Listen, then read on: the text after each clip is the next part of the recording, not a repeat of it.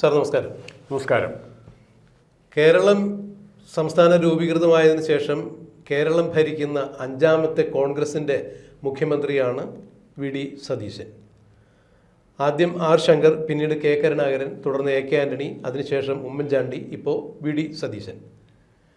കോൺഗ്രസിൻ്റെ മുഖ്യമന്ത്രിമാരെ സംബന്ധിച്ചിടത്തോളം അവരെല്ലാവരും ജനകീയന്മാർ തന്നെയായിരുന്നു. ജനാധിപത്യപരമായ രീതിയിൽ തിരഞ്ഞെടുക്കപ്പെട്ട ആളുകൾ, ജനസമ്മതിയുള്ള ആളുകൾ. എന്നാൽ വി ഡി സതീശൻ ഇവരിൽ നിന്നെല്ലാം വിഭിന്നനാകുന്നത് ഇവരെ എല്ലാവരെയും MLA ആയി തന്നെ ജനങ്ങൾ തിരഞ്ഞെടുത്തെങ്കിൽ വി ഡി സതീശൻ മുഖ്യമന്ത്രിയാകണം എന്നാവശ്യപ്പെട്ടുകൊണ്ട് കേരളത്തിലെ നല്ലൊരു വിഭാഗം ജനങ്ങൾ തെരുവിലിറങ്ങുകയും വി ഡി സതീശനല്ല കേരളത്തിൻ്റെ മുഖ്യമന്ത്രിയായി വരുന്നത് എങ്കിൽ അതിൻ്റെ ഭവിഷ്യത്തുകൾ വലുതായിരിക്കും എന്ന് ഹൈക്കമാൻഡ് ഉൾപ്പെടെയുള്ള കേന്ദ്ര നേതൃത്വത്തെ ബോധ്യപ്പെടുത്തി കൊടുക്കുന്ന രീതിയിൽ സതീശന് അനുകൂലമായൊരു ജനസമ്മതി ഇവിടെ പരന്നൊഴുകുന്നതാണ് നാം കണ്ടത്. അത് ഹൈക്കമാൻഡിനെ കണ്ട് പകച്ചു നിൽക്കാനേ സാധിച്ചുള്ളൂ. കേവലം അതൊരു ശക്തി പ്രകടനം മാത്രമായിരുന്നില്ല. 2026 നിയമസഭാ തെരഞ്ഞെടുപ്പിന് ശേഷം കോൺഗ്രസ് മൃഗീയമായ ഭൂരിപക്ഷത്തിൽ വന്നപ്പോൾ ജനം അതിനു മുമ്പേ തന്നെ മനസ്സിരുത്തിയിട്ടുണ്ടായിരുന്നു, പിണറായി വിജയൻ്റെ ദുർഭരണം ഇനി വേണ്ട, വി ഡി സതീശൻ്റെ നേതൃത്വത്തിൽ വി ഡി സതീശൻ മുഖ്യമന്ത്രിയായി ഒരു ഭരണസമിതി രൂപം കൊള്ളട്ടെ എന്ന് ജനം വിലയിരുത്തിയിട്ടുണ്ടായി. അവിടെ സതീശൻ്റെ മേന്മകളും പിണറായി വിരുദ്ധ വികാരവും എല്ലാം ഒരുപോലെ തന്നെ പ്രതിഫലിച്ചിട്ടുണ്ട്. അതെല്ലാം ഒരു ഫാക്ടറായിരുന്നു. എന്നാൽ കെ കരുണാകരനും ഉമ്മൻചാണ്ടിക്കും ആർ ശങ്കറിനും എ കെ ആന്റണിക്കും ഒന്നും നേരിട്ട് മുഖ്യമന്ത്രി ആകണം അല്ലെങ്കിൽ ആക്കണം എന്ന് പറഞ്ഞുകൊണ്ട് ജനം ഇതുപോലെ തെരുവിലിറങ്ങുന്ന കാഴ്ച നാം കണ്ടിട്ടുണ്ടായിരുന്നില്ല. ഇപ്പോൾ വി ഡി സതീശനെ സംബന്ധിച്ചിടത്തോളം പാർട്ടിയിൽ ഇങ്ങനെ ഭരണവുമായി മുന്നോട്ട് പോകുമ്പോൾ പ്രതിപക്ഷ നിരയേക്കാൾ കൂടുതൽ അദ്ദേഹത്തിന് പാർട്ടിയിൽ നിന്ന് തന്നെ പല പ്രതിപക്ഷ അംഗങ്ങളെയും നേരിടേണ്ടി വരുന്ന ഒരു ഘട്ടമാണ്. അഥവാ UDF-നകത്തു നിന്നുള്ള പ്രതിപക്ഷ നിരയെ നേരിട്ടുകൊണ്ട് തന്നെയാണ് വി ഡി സതീശൻ ഭരണം മുന്നോട്ട് കൊണ്ടുപോകുന്നത്. PM ശ്രീ പദ്ധതിയിലായാലും, വീര്യം കുറഞ്ഞ മദ്യത്തിൻ്റെ പേരിലായാലും, വിഴിഞ്ഞം തുറമുഖത്തിൻ്റെ പേരിലായാലും, അതിൻ്റെ ഓഹരി കൈമാറ്റം സംബന്ധിച്ചിട്ടുള്ള കാര്യത്തിലായാലും വി ഡി സതീശൻ സ്വന്തം മുന്നണിയിൽ നിന്നും വലിയ പ്രതിഷേധങ്ങളും പ്രതികരണങ്ങളും എല്ലാം നേരിടുന്നത് നാം കണ്ടു. എന്നാൽ അവയെല്ലാം അദ്ദേഹത്തിൻ്റെ ഏതാണ്ട് 25 കൊല്ലത്തെ നിയമസഭാ സാമാജികത്വത്തിൻ്റെ പരിചയസമ്പത്ത് കൊണ്ട് നേരിടുന്നതും അത് മറികടന്ന് അദ്ദേഹം ഭംഗിയായി കാര്യങ്ങൾ നിർവഹിക്കുന്നതുമാണ് നാം കണ്ടത്. ഇപ്പോൾ മറ്റൊരു വൈതരണി കൂടി വി ഡി സതീശന് നീന്തിക്കടക്കേണ്ടതായി വന്നിരിക്കുന്നു. KPCC പ്രസിഡന്റ് സ്ഥാനത്തെ ചൊല്ലിയുള്ള തെരഞ്ഞെടുപ്പ് നടക്കാൻ പോകുന്നു. രാഹുൽ ഗാന്ധി വിദേശ പര്യടനത്തിലാണ്. ഹൈക്കമാൻഡിൻ്റെ സാരഥിയായ രാഹുൽ ഗാന്ധി വിദേശ പര്യടനം കഴിഞ്ഞെത്തുമ്പോൾ തീർച്ചയായും കേരളത്തിലെ നേതാക്കന്മാരെ ഡൽഹിയിലേക്ക് കൂടിക്കാഴ്ചയ്ക്ക് വിളിക്കും. ആ കൂടിക്കാഴ്ചയിൽ വെച്ച് KPCC പ്രസിഡന്റിനെ തീരുമാനിക്കും. ബെന്നി ബെഹന്നാൻ സണ്ണി ജോസഫ് മന്ത്രിയായതിനാൽ ആ സ്ഥാനം ഒഴിഞ്ഞു മാറി നിൽക്കേണ്ടതായി വരും എന്ന് തന്നെയാണ് മനസ്സിലാക്കാൻ കഴിയുന്നത്. ഇപ്പോൾ KPCC പ്രസിഡന്റ് സ്ഥാനത്തിന് വേണ്ടി KC വേണുഗോപാൽ പക്ഷം കൃത്യമായി വടംവലി നടത്തിയിട്ടുണ്ട്. അവിടെ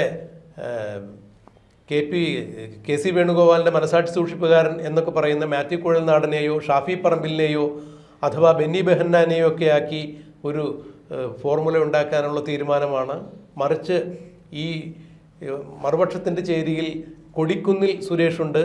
വി ഡി സതീശനോട് അനുഭവം പ്രകടിപ്പിക്കുന്ന കൊടിക്കുന്നിൽ സുരേഷിന് ദളിത് വിഭാഗത്തിൽ നിന്നുള്ള ആളാണ് എന്നുള്ള പരിഗണന നൽകി ആക്കണം എന്നൊക്കെയാണ് പറഞ്ഞു കേൾക്കുന്നത്.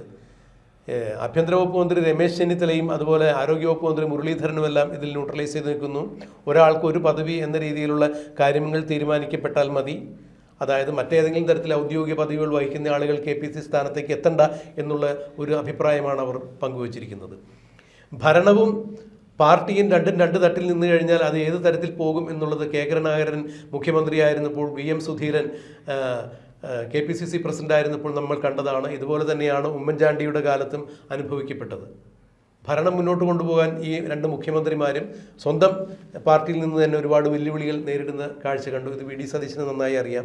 അങ്ങനെയെങ്കിൽ KPCC പ്രസിഡൻ്റായിട്ട് ആര് വന്നാലും തൻ്റെ തലയ്ക്ക് മുകളിൽ വന്നാൽ ഭരണത്തിൻ്റെ ഒരു വിഘാതം ഉണ്ടാകാത്ത രീതിയിലായിരിക്കും അദ്ദേഹം അതിനൊരു തീരുമാനം കൈക്കൊള്ളുക.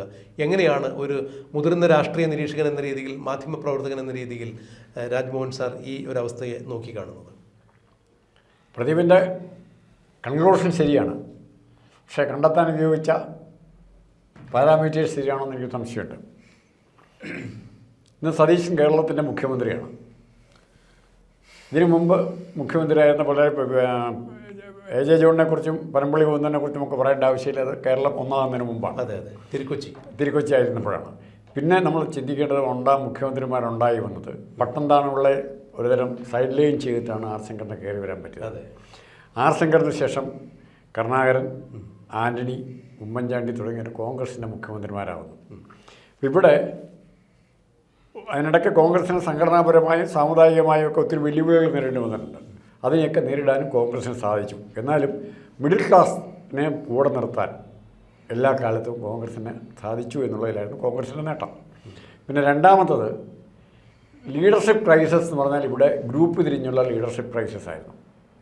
ഒന്ന് ആന്റണി ഗ്രൂപ്പ്, ഒന്ന് കരുണാകരൻ ഗ്രൂപ്പ്, അല്ലെങ്കിൽ ശങ്കർ ഗ്രൂപ്പ്, ചാക്കോ ഗ്രൂപ്പ്. ഇതിനകത്ത് നഷ്ടം പറ്റിയ ഒറ്റയാളേ ഉള്ളൂ. ചാക്കോയാണ് ഏറ്റവും വിഭജന സമ്മതി ഉണ്ടായിരുന്ന ഏറ്റവും പ്രഗത്ഭനായിരുന്ന പി ടി ചാക്കോ ഈ കളിയിൽ സൈഡ് ലൈൻ ചെയ്യപ്പെട്ട ഒരാളാണ്. നമ്മൾ ബോധപൂർവം മറക്കുന്നത് ശരിയല്ല. പക്ഷെ ഇവിടെ ഇപ്പോഴത്തെ സ്ഥിതി എന്താ? എങ്ങനെയാണ് സതീശൻ കേരളത്തിൻ്റെ മുഖ്യമന്ത്രിയായത്?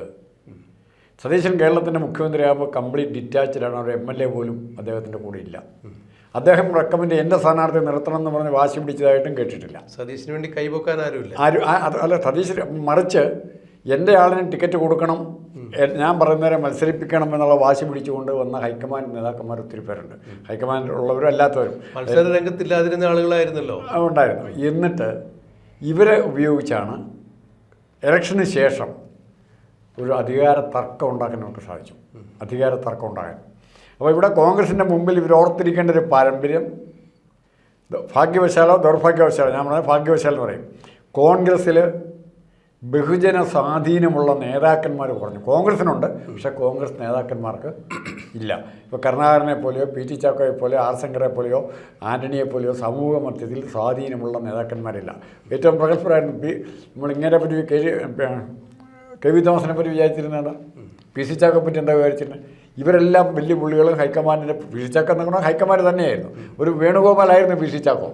പക്ഷേ ആ പി സി ചാക്കോയ്ക്ക് പോലും ഇവിടെ കോൺഗ്രസിൻ്റെ അധികാര തർക്കത്തിൻ്റെ കുത്തുഴമ്പി പിടിച്ചു നിൽക്കാൻ പറ്റിയില്ല. പക്ഷെ മറിച്ച് വി ഡി സതീശൻ ഇങ്ങനത്തെ ഘടകങ്ങളൊന്നും, ഹൈക്കമാൻഡ് പിൻബലം, സമുദായ പിൻബലം, ഇങ്ങനത്തെ കാര്യങ്ങളൊന്നും ഇല്ലെങ്കിലും കേരളത്തിലെ കോൺഗ്രസ്സുകാർ ഇഷ്ടപ്പെടുന്ന, ജനാധിപത്യ മുന്നണി പ്രവർത്തകർ ഇഷ്ടപ്പെടുന്ന ഒരു നേതാവായിട്ട് സതീശൻ മാറി. സതീശൻ അങ്ങനെ നേതാവായി കഴിയുമ്പോൾ സതീശനെതിരായി നീങ്ങാൻ ആർക്കും അനങ്ങാൻ പറ്റാത്ത അവസ്ഥ വന്നു. ഇപ്പോൾ താങ്കൾ KPCC പ്രസിഡൻ്റെ കാര്യം ആധാരമായിട്ട് പറഞ്ഞു. ഒരുപക്ഷെ സതീശന് ബദലായി ഒരു KPCC പ്രസിഡന്റിനെ കൊണ്ടുവരാൻ KC വേണുഗോപാലോ രമേശ് ചെന്നിത്തല ആരെങ്കിലും ശ്രമിച്ചേക്കാം. കാരണം ഒറ്റ ഉദ്ദേശമേ ഉള്ളൂ, സതീശനുമായിട്ട് വിലവേശാൻ ഒരു ആയുധം. അതിനപ്പുറത്തേക്കൊന്നുമില്ല. ചോദിക്കട്ടെ, ഒരാളുടെ പേര് പറയാമോ? നമുക്ക് സതീശനുമായിട്ട് പിണറായി വിജയൻ അടിയറോ പറഞ്ഞിരിക്കുക, സതീശനുമായിട്ട് രാഷ്ട്രീയ തന്ത്രങ്ങളിൽ അല്ലെങ്കിൽ വിലവേശലുകളിൽ മത്സരിക്കാൻ പറ്റുന്ന ഏത് നേതാവുണ്ട്? അല്ല, അതാണ് ഇപ്പോൾ ഇവിടെ വി ഡി സതീശനെ സംബന്ധിച്ചിടത്തോളം ഒരു അജയ്യനായിട്ട് നിൽക്കുന്ന ഒരു ഘടകം അത് തന്നെയാണ്. കാരണം വളരെ ശുഷ്കമായൊരു പ്രതിപക്ഷം. ഇപ്പോൾ വി ഡി സതീശനെ ഏതെങ്കിലും തരത്തിൽ വെല്ലുവിളിക്കാൻ തക്ക രീതിയിലുള്ള അംഗസംഖ്യ ഇല്ലാത്ത രീതിയിലുള്ള ഘടകകക്ഷികളുടെ സ്ഥാനം ഇവിടെ വി ഡി സതീശനെ സംബന്ധിച്ചിടത്തോളം ഭരണതലത്തിൽ തൽക്കാലം നേരിട്ട് യാതൊരു തരത്തിലുള്ള വെല്ലുവിളികളും ഉയരുന്നില്ല. പക്ഷേ ഇങ്ങനെ ഇഷ്യൂ ബേസ്ഡ് ആയിട്ടുള്ള, അതായത് ഇപ്പോൾ നമ്മൾ വിഴിഞ്ഞം പോലെ അല്ലെന്നുണ്ടെങ്കിൽ PM ശ്രീ പോലുള്ള അതെ, ഇപ്പോൾ കള്ളാടി, ലേറ്റസ്റ്റ് കള്ളാടി, അത് നേരിട്ട് പിണറായി വിജയൻ ബ്ലാങ്ക് ചെക്ക് ഒപ്പിട്ട് കൊടുത്തിരിക്കുകയാണ്, എന്നെ അറസ്റ്റ് ചെയ്തോളാൻ പറഞ്ഞു. അത്തരത്തിലേക്ക് കാര്യങ്ങൾ കൊണ്ടുചെന്നെത്തിച്ചിരിക്കുകയാണല്ലോ. അവിടെ കേന്ദ്ര സർക്കാരും ഇതിലൊക്കെ കൂട്ടുപ്രതിയാകും എന്ന് തന്നെയാണ് ഇപ്പോൾ പുറത്തു വരുന്ന വിവരങ്ങൾ അനുസരിച്ച് നമുക്ക് മനസ്സിലാക്കാൻ കഴിയുന്നത്. എന്തായാലും ആ കാര്യത്തിൽ വി ഡി സതീശൻ ഇന്നലെ തന്നെ ദുരന്തമുഖത്ത് എത്തിയിട്ടുണ്ടായിരുന്നു. അവിടെ വലിയ സർവകക്ഷി യോഗം വിളിക്കുന്ന ഒരു രീതികളൊക്കെ നമ്മൾ കണ്ടിട്ടുണ്ടായിരുന്നു. ഉടനടി തന്നെ അതിനുള്ള കാര്യങ്ങളൊക്കെ അദ്ദേഹം എത്തിച്ചിട്ടുണ്ടായിരുന്നു. ഈ വയനാട് ചൂരൽമല മേപ്പാടി ദുരന്തം നടക്കുമ്പോൾ അന്നത്തെ മുഖ്യമന്ത്രിയായിരുന്ന പിണറായി വിജയൻ പ്രധാനമന്ത്രി വന്നു പോയതിനു ശേഷമാണ് സ്ഥലത്തെത്തിയെന്നുള്ളത് നമുക്ക് മറക്കാൻ സാധിക്കില്ല. മാത്രമല്ല ഓഖിയിൽ നിർമ്മലാ സീതാരാമൻ വന്നു പോയതിനു ശേഷമാണ് മുഖ്യമന്ത്രിയായിരുന്ന പിണറായി വിജയൻ അങ്ങോട്ട് ചെന്നത്. അവിടെ ദുരന്തബാധിത പ്രദേശത്തേക്ക് ചെന്ന കാറിൽ മുഖ്യമന്ത്രിക്ക് തിരിച്ച് മടങ്ങാൻ പറ്റിയില്ല എന്നുള്ളത് കേരളത്തിൻ്റെ ചരിത്രത്തിലെ നാണംകെട്ട ചരിത്രമാണ്. അത് ആദ്യം തന്നെയാണ്. അതിനുശേഷം ഉണ്ടായിട്ടില്ല, മുൻപ് ഉണ്ടായിട്ടില്ല. മാത്രമല്ല, ഇപ്പോൾ വയനാട്ടിലെ മേപ്പാടി ചൂരൽമല മുണ്ടക്കൈ ദുരന്തം ഉണ്ടായപ്പോൾ ദുരിതാശ്വാസ ക്യാമ്പിൽ സർവീസ് നഷ്ടപ്പെട്ട് കഴിയുന്ന ആളുകൾ, എഴുന്നേക്കാൻ പോലും കഴിയാത്ത ആളുകളെ ഈ ക്യാമ്പ് സന്ദർശിച്ച വേളയിൽ, വളരെ വൈകിയ വേളയിൽ മുഖ്യമന്ത്രി ക്യാമ്പ് സന്ദർശിക്കുന്നു. പ്രധാനമന്ത്രിക്ക് വന്നു പോയതിനു ശേഷം അവിടെ പ്രധാനമന്ത്രി ക്യാമ്പിൽ കയറി കുഞ്ഞുകുട്ടികളെയൊക്കെ എടുത്ത് കളിപ്പിക്കുന്നതും അവർ പ്രധാനമന്ത്രിയുടെ കണ്ണടയിൽ കയറി പിടിക്കുന്ന പടങ്ങളെല്ലാം പുറത്തു വരുന്ന നമ്മൾ കണ്ടു. PR വർക്കിൻ്റെ എന്തോ അടിസ്ഥാനത്തിലായിക്കോട്ടെ പ്രധാനമന്ത്രി അവിടെ ചെന്നു. മുഖ്യമന്ത്രി ആവട്ടെ ദുരിതാശ്വാസ ക്യാമ്പിന് വെളിയിൽ നിന്നു. കാരണം എൻ്റെ കാലിൽ ചെളി പറ്റിയിട്ടുണ്ട്, അതുകൊണ്ട് ഞാൻ അകത്തേക്ക് വരുന്നില്ല എന്ന് പറഞ്ഞത്. അപ്പോൾ നമ്മൾ മനസ്സിലാക്കിയ എന്താണ്, ഈ അകത്ത് കഴിയുന്ന ആളുകൾക്ക് ഏതെങ്കിലും തരത്തിൽ അസുഖം വരാതിരിക്കാൻ വേണ്ടി മുഖ്യമന്ത്രി അത്രത്തോളം കരുതലായി തൻ്റെ ഷൂസിൽ ചെളി പറ്റിയിരിക്കുന്നു. അതുകൊണ്ട് ക്യാമ്പിൽ അണുബാധ ഉണ്ടാവാതിരിക്കാൻ വേണ്ടി അകത്തേക്ക് കയറുന്നില്ല എന്നാണ് അന്ന് ജനം തെറ്റിദ്ധരിച്ചത്. ഒന്ന് ആലോചിച്ച് നോക്കുക, ദുരിതാശ്വാസ ക്യാമ്പിൽ കുടിവെള്ളം ധാരാളം എത്തുന്നുണ്ട്. എവിടെന്നെങ്കിലും ഒരു ബക്കറ്റ് വെള്ളം വാങ്ങിച്ച് തൻ്റെ ഷൂസ് കഴുകി ചെളി കഴുകി കളഞ്ഞ, അല്ലെങ്കിൽ ഷൂസ് താഴെ അഴിച്ചിട്ടിട്ട് അകത്തേക്ക് കയറി ചെന്ന് ഈ ആളുകളെ ചേർത്ത് പിടിക്കേണ്ട മുഖ്യമന്ത്രിയാണ് അന്ന് അങ്ങനെ പറഞ്ഞത്. അന്ന് വളരെ പ്രാധാന്യത്തോടു കൂടി ആ വാർത്ത നമ്മൾ റിപ്പോർട്ട് ചെയ്തിട്ടുണ്ടായിരുന്നു. അപ്പോൾ ഈ അങ്ങനെ ഒരു മുഖ്യമന്ത്രി ഭരിച്ചിരുന്ന സമയത്ത് ആ മുഖ്യമന്ത്രി ഖ്യാതി ഉണ്ടാക്കുന്നതിന് വേണ്ടി അല്ലെങ്കിൽ കോടികൾ ഉണ്ടാക്കുന്നതിന് വേണ്ടി എന്നുള്ള ആക്ഷേപം വേറെ വരുന്നു. തുരങ്കപാത അശാസ്ത്രീയമായി പരിസ്ഥിതി ലോല പ്രദേശത്ത് നിർമ്മിച്ചു, അതിൻ്റെ പരിണിത ഫലമാണ് ഇപ്പോൾ കള്ളാടിയിൽ നമ്മൾ കാണുന്നത്. ഇവിടെ വി ഡി സതീശൻ്റെ കാര്യത്തിലേക്ക് വരുമ്പോൾ അതിലേതാണ്ട് വി ഡി സതീശൻ യാതൊരു തരത്തിലും പങ്കില്ല എന്ന തരത്തിലുള്ള ഒരു ജനവിധി ഈ കാര്യത്തിലുണ്ടായിരിക്കുന്നു. വി ഡി സതീശൻ ദുരന്തമുഖത്ത് ഓടിയെത്തി. ഇന്നലെ തന്നെ ചേർത്ത് പിടിക്കേണ്ടവരെ എല്ലാ ആളുകളെയും നല്ല കാര്യത്തിന് ഉപയോഗിച്ചു. അതെ, തീർച്ചയായും. ഈ 19 കോടിയൊക്കെ മുടക്കി വാടകയ്ക്ക് എടുത്തിട്ടിരുന്ന ആ സാധനം ഒരു കാര്യത്തിന് വേണ്ടി ഉപയോഗിച്ചു എന്നുള്ളതും വലിയ ആശ്വാസകരം തന്നെയാണ്. എന്തായാലും ഇവിടെ വി ഡി സതീശനെ സംബന്ധിച്ചിടത്തോളം പ്രതിപക്ഷ നിരയിൽ നിന്നുള്ള പിണറായി വിജയൻ്റെയോ അല്ലെങ്കിൽ മറ്റു പ്രതിപക്ഷ നേതാക്കന്മാരുടെയോ അല്ല ആക്രമണത്തിന് അദ്ദേഹം രാഷ്ട്രീയപരമായി ഇരയാകുന്നത് എന്നുള്ളതാണ്. ഇവിടെ KPCC ഈ പ്രസിഡന്റ് സ്ഥാനത്തേക്ക് വരുന്നവരെ സംബന്ധിച്ചിടത്തോളം വി ഡി സതീശൻ, അതായത് KC വേണുഗോപാൽ മത്സരരംഗത്തില്ലാതിരുന്നിട്ട് പോലും അദ്ദേഹം പരസ്യമായി മാധ്യമങ്ങൾക്ക് മുന്നിൽ പറയുന്ന കാഴ്ച നാം കണ്ടതാണ്. ഈ തെരഞ്ഞെടുപ്പിൽ മത്സരിക്കാത്ത ആളുകൾ കേരളത്തിൽ അധികാരം കിട്ടിക്കഴിഞ്ഞാൽ പ്രമുഖ സ്ഥാനത്ത് ഉണ്ടാകും എന്നുള്ളത് നിങ്ങൾ ആരെങ്കിലും ഓർക്കുന്നുണ്ടോ എന്ന് പറഞ്ഞു. നിങ്ങൾ ശ്രദ്ധിച്ചോ എന്നറിയില്ല എന്നാണ്, ഇതേ വാക്ക് തന്നെയാണ് KC വേണുഗോപാൽ ഉപയോഗിച്ചത്. എന്നാൽ വി ഡി സതീശൻ മുഖ്യമന്ത്രിയാകണം എന്ന ജനവികാരം ഇരമ്പി ആർത്തപ്പോൾ അവിടെ പ്രതിപക്ഷ നിര ഘടകകക്ഷിയിലുള്ള ആളുകളും മുസ്ലിം ലീഗും RSP അടക്കമുള്ള ആളുകൾ കൃത്യമായി, കേരള കോൺഗ്രസ് ജോസഫ് അടക്കമുള്ള ആളുകൾ കൃത്യമായ ഒരു അഭിപ്രായം പറഞ്ഞു. തെരഞ്ഞെടുപ്പിൽ മത്സരിച്ച് ജയിച്ച് ജനകീയ അടിത്തറയുള്ള ആളുകളായിരിക്കണം കോൺഗ്രസിൻ്റെ മുഖ്യമന്ത്രിയായി വരേണ്ടത്. അവിടെ എല്ലാ അർത്ഥത്തിലും KC വേണുഗോപാലിനെ വെട്ടി, രമേശ് ചെന്നിത്തലയെ വെട്ടി. രമേശ് ചെന്നിത്തല തെരഞ്ഞെടുപ്പിൽ ജയിച്ചു വന്ന ആളാണ്. അതിനാണ് മറ്റൊരു വാചകം കൂടി കൂട്ടിച്ചേർത്തത്. തെരഞ്ഞെടുപ്പിൽ മത്സരിച്ച് ജയിച്ച് ജനകീയ അടിത്തറുള്ള ജനകീയ പിന്തുണയുള്ള ആളായിരിക്കണം എന്ന് പറഞ്ഞതോടുകൂടി രമേശ് ചെന്നിത്തല സൈഡാക്കപ്പെടുകയായിരുന്നു. അപ്പോൾ ഇത് ഇപ്പോൾ ഈ KPCC പ്രസിഡന്റ് സ്ഥാനത്തെ ചൊല്ലിയുണ്ടാകുന്ന വിവാദങ്ങളിൽ വി ഡി സതീശന് ഒരു ലക്ഷ്മണരേഖ വരയ്ക്കുക. ഇപ്പോൾ തന്നെ വി ഡി സതീശൻ്റെ പല നടപടികളുമായി മുന്നോട്ട് പോകുമ്പോൾ വി ഡി സതീശൻ സർക്കാരിന് ഒരു ഖ്യാതി കിട്ടുന്ന അവസരം ഉണ്ടാകുന്നു. അതിലെ ആ രീതിയിലേക്ക് കാര്യങ്ങൾ മാറുമ്പോൾ അത് പാർട്ടിക്ക് അകത്തു നിന്ന് തന്നെ പല രീതിയിലുള്ള അവമതിപ്പുകൾ ഉണ്ടാകുന്നു. ഈ വീര്യം കുറഞ്ഞ മദ്യത്തിൻ്റെ കാര്യത്തിലായാലും മുസ്ലിം ലീഗ് അടക്കമുള്ള ഘടകകക്ഷികളുടെ സ്വാരസ്യങ്ങൾ നേരിടേണ്ടി വരുന്നു. എന്നാൽ അതെല്ലാം ഞൊടിയിടയ്ക്കുള്ളിൽ ആൾ പരിഹരിക്കുന്നു. ഒരു വിദഗ്ധനായ റിങ്ങിലൂടെ ചാടിക്കിടക്കുന്ന ഒരു മെയ്യഭ്യാസിയെ പോലെ, സർക്കസുകാരനെ പോലെ പുള്ളി പറയുന്നു, വീര്യം കുറഞ്ഞ മദ്യം കേരളത്തിൽ വിളമ്പുകയാണെങ്കിൽ ഇതായിരിക്കും നികുതി. വീര്യം കുറഞ്ഞ മദ്യം വിളമ്പണോ വേണ്ടയോ എന്നുള്ളത് UDF തീരുമാനിക്കും എന്ന് പറയുമ്പോൾ തീർച്ചയായും അതിൽ നിന്ന് വളരെ വിദഗ്ധമായി അദ്ദേഹം മെയ്വഴക്കത്തോടുകൂടി ഒഴിഞ്ഞു മാറുന്ന കാഴ്ചയാണ് കണ്ടത്. അതുപോലെ PM ശ്രീ ഒപ്പിട്ട കാര്യത്തിൽ മുഖ്യമന്ത്രി പിണറായി വിജയനെ കൊണ്ട് തന്നെ സഭയിലിരുത്തിയ മുൻ മുഖ്യമന്ത്രി പിണറായി വിജയനെ കൊണ്ട് തന്നെ സഭയിലിരുത്തി വെള്ളം കുടിപ്പിക്കുന്നത് കണ്ടു. നിങ്ങൾ ഒപ്പിട്ടത് അതിൽ നിന്ന് പിന്മാറാൻ വേണ്ടിയിട്ടാണ്. അതിൻ്റെ ഒരു ക്ലോസ് നിങ്ങൾ ഒരിക്കലെങ്കിലും അതിൻ്റെ നോംസ് വായിച്ചു നോക്കിയിരുന്നെങ്കിൽ നിങ്ങൾ ഈ പറയില്ലായിരുന്നു.